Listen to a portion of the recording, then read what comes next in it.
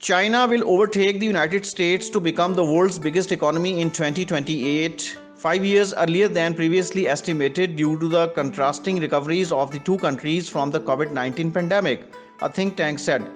For some time, an overcharging theme of global economies has been the economic and soft power struggle between the United States and China.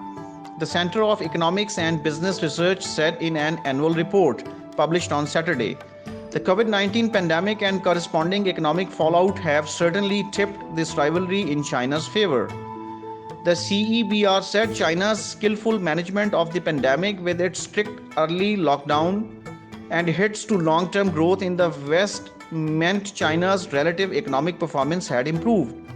China looked set for average economic growth of 5.7% a year from 2021 to 2025 before slowing to 4.5% a year from 2026 to 2030. While the United States was likely to have a strong post-pandemic rebound in 2021, its growth would slow to 1.9% a year between 2022 and 2024, and then to 1.6% after that. Japan would remain the world's third biggest economy in dollar terms until the early 2030s, when it would be overtaken by India, pushing Germany down from fourth to fifth.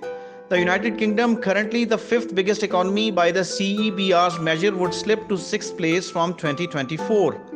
However, despite a hit in 2021 from its exit from the European Union's single market, British GDP in dollars was forecast to be 23% higher than France by 2035, helped by Britain's lead in increasingly important digital economy. Europe accounted for 19% of output in the top 10 global economies in 2020, but that will fall to 12% by 2035, or lower if there is an acrimonious split between the European Union and Britain, the CEBR further said. It also said the pandemic's impact on the global economy is likely to show up in higher inflation, not slower growth.